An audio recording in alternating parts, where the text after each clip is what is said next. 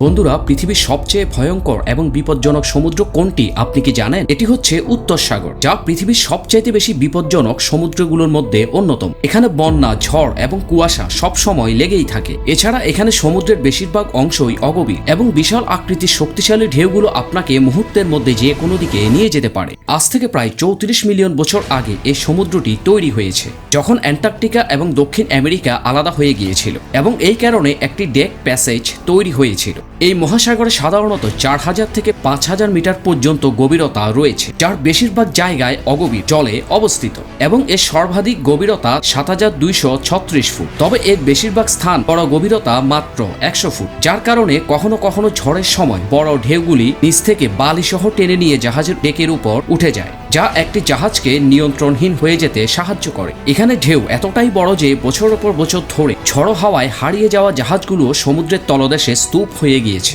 এটি এমন একটি এলাকায় অবস্থিত যা জুমল্যান্ডের পশ্চিম উপকূলে একটি উপদ্বীপ, যেখানে ডেনমার্কের বেশিরভাগ অংশ এবং জার্মানির অল্প কিছু অংশ জুড়ে বিস্তৃত। এখানে খারাপ আবহাওয়ার সময় আশ্রয় নেওয়ার জন্য প্রাকৃতিক কোনো স্থান নেই। এই কারণে এটিকে আয়রন কোস্ট ডাক নাম দেওয়া হয়েছে। এই সাগরে সবচেয়ে বড় যে সমস্যাটি সেটি হলো সমুদ্রের ঢেউগুলো ছোট হতে থাকে এবং ক্রমান্বয়ে অসংখ্য ছোট ঢেউ একসাথ হয়ে বিশাল আকৃতি ধারণ করে, এবং এই ঢেউগুলো যদি খুব বেশি উঁচু নাও হয়,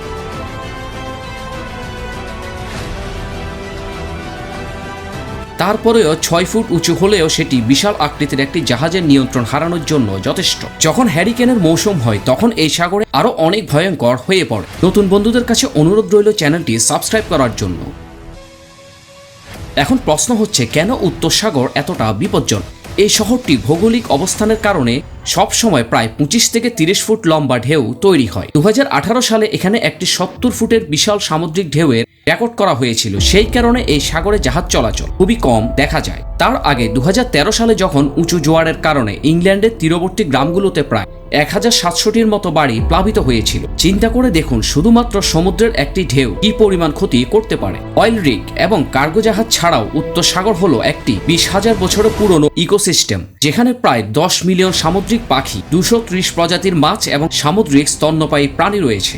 এটি বিশ্বের অন্যতম গুরুত্বপূর্ণ মাছ ধরার ক্ষেত্র হয়ে উঠেছে। তবে দূষণ, অতিরিক্ত মাছ ধরা এবং জলবায়ু পরিবর্তনের প্রভাব থেকে এর পরিবেশকে রক্ষা করার প্রচেষ্টা চলমান। উত্তর সাগরের স্বাস্থ্য সেই সমস্ত জৈবিক বাসিন্দাদের জন্য এবং এর সম্পদের উপর নির্ভর করে এমন মানব গোষ্ঠীর জন্যও খুবই গুরুত্বপূর্ণ। তবে আপনি চাইলে সেখানে ভ্রমণ করে আসার সুযোগ রয়েছে। নরওয়ে, যুক্তরাষ্ট্র, ডেনমার্ক, জার্মানি এবং নেদারল্যান্ডের মতো দেশগুলি বিভিন্ন উপকূল রেখা আবিষ্কার করার জন্য উত্তর সাগরের মাধ্যমে ট্যুরিস্ট জাহাজগুলি একটি অন্যান্য সুযোগ করে দেয়। এই ক্রুজগুলি সাধারণত গড়ে 2 সপ্তাহের জন্য নির্ধারিত হয়, প্রধানত উষ্ণ মাসগুলিতে মসৃণ নৌযান এবং রৌদ্রোজ্জ্বল আবহাওয়ার জন্য। পাথরের বায়ু, ঝড় এবং হ্যারিকেনগুলি আপনার যাত্রা সঙ্গী হয়ে থাকবে, তবে কখনো কখনো আপনাকে সবচেয়ে খারাপ অবস্থার জন্য প্রস্তুত থাকতে হবে। রুক্ষ সমুদ্র এবং অপ্রত্যাশিত আবহাওয়া এখানে খুব সহজেই পরিবর্তিত হয়ে যায়।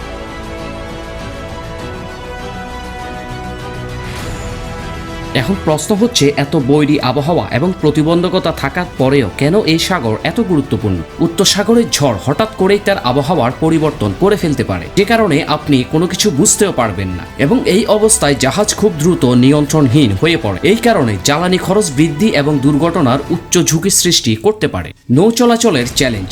উত্তর সাগর হলো একটি ব্যস্ত এবং প্রচুর জাহাজ চলাচলের এলাকা, যেখানে বড় জাহাজ, মাছ ধরার নৌকো এবং অফশোর অয়েল রিগ সহ প্রচুর পরিমাণ শিপিং জাহাজগুলো সবসময় চলাচল করে। এই জনাকীর্ণ জলের মধ্য দিয়ে এখানে নেভিগেট করার জন্য সংঘর্ষ এড়াতে এবং সর্বোচ্চ নিরাপত্তা নিশ্চিত করতে বিশেষ সতর্কতা প্রয়োজন হয়। বন্ধুরা, আপনি যদি অফশোর অয়েল রিগ সম্পর্কে জানতে চান, আমাদের চ্যানেলে একটি কন্টেন্ট আছে, দেখে আসার অনুরোধ রইল। নিয়ন্ত্রক সম্মতি। উত্তর সাগরে চলাচলকারী শিপিং লাইনগুলো কঠোর পরিবেশগত বিধিনিষেধগুলো মেনে চলতে হয়, যার মধ্যে জ্বালানি খুবই গুরুত্বপূর্ণ, কারণ এই জ্বালানিতে সালফার রয়েছে, যেটি সমুদ্রের ইকোসিস্টেমে খুবই সমস্যা সৃষ্টি করতে পারে। এই নিয়মগুলো মেনে নির্গমন হ্রাসকারী প্রযুক্তি ব্যবহার করে এখানে জাহাজগুলো নেভিগেট করার নিয়ম রয়েছে। বন্দর অবকাঠামো এবং যানজট। উত্তর সাগর অঞ্চলের বন্দরগুলি সামুদ্রিক যানবাহনের উচ্চ পরিমাণের কারণে যানজটের সম্মুখীন হতে পারে। যেহেতু আমরা আগেই বলেছি, এখানে হঠাৎ করে জাহাজগুলো নিয়ন্ত্রণহীন হয়ে পড়ে। অপর্যাপ্ত বন্দর কাঠামো এবং সীমিত স্থান কার্গো লোড এবং আনলোড করতে বিলম্বের কারণ হতে পারে, যা শিপিং অপারেশনের দক্ষতাকে প্রভাবিত করবে। নিরাপত্তার জন্য উদ্বেগ। উত্তর সাগর অঞ্চল শক্তি উৎপাদনের জন্য খুবই গুরুত্বপূর্ণ এবং তেল ও গ্যাস পরিবহনের সম্পর্কিত নিরাপত্তাহীনতায় পড়তে পারে। এছাড়া জলদস্যুতা, সন্ত্রাসবাদ এবং অন্যান্য নিরাপত্তার হুমকি এই এলাকায় শিপিং লাইনের জন্য ঝুঁকি তৈরি করতে পারে। পরিবেশগত চ্যালেঞ্জ। উত্তর সাগর পরিবেশগতভাবে সংবেদনশীল এবং শিপিং কার্যক্রম পরিবেশগত প্রভাব ফেলতে পারে, যেমন তেল ছড়িয়ে পড়া এবং সামুদ্রিক বাস্তুতন্ত্রের ব্যাঘাত ঘটাতে পারে। শিপিং লাইনগুলোকে অবশ্যই তাদের পরিবেশগত পদচিহ্ন কমানোর জন্য কঠোর পরিবেশগত মান মেনে চলতে হয়।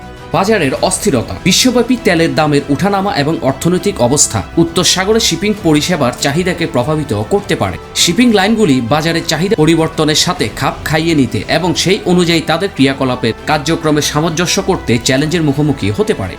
প্রযুক্তিগত অগ্রগতি। শিপিং শিল্প স্বায়ত্তশাসিত জাহাজের বিকাশ এবং ডিজিটালাইজেশন সহ প্রযুক্তিগত উন্নতির মধ্য দিয়ে যেতে হবে। উত্তর সাগরে চলাচলকারী শিপিং লাইনগুলো প্রতিযোগিতামূলক থাকতে এবং নিরাপত্তা ও দক্ষতা বাড়াতে এই প্রযুক্তিগুলো বিনিয়োগ এবং মানিয়ে নিতে হবে।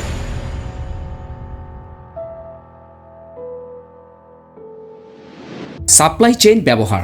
পুরো বিশ্বটাই একটি সরবরাহ শৃঙ্খলে বাধা, যেমন কোভিড-19 মহামারী দ্বারা সৃষ্টি উত্তর সাগরে শিপিং কার্যক্রমকে প্রভাবিত করেছিল। উৎপাদন বিলম্ব, বন্দর বন্ধ এবং ভোক্তা চাহিদা পরিবর্তনে কার্গো ভলিউম এবং শিপিং সময়সূচি প্রভাবিত করতে পারে। এই চ্যালেঞ্জগুলি মোকাবেলা করার জন্য উত্তর সাগরের সামুদ্রিক কার্যক্রমের নিরাপত্তা, স্থায়িত্ব এবং দক্ষতা নিশ্চিত করতে শিপিং কোম্পানি, বন্দর অথরিটি এবং নিয়ন্ত্রণ সংস্থাগুলো সহ স্টক হোল্ডারদের মধ্যে সহযোগিতা প্রয়োজন।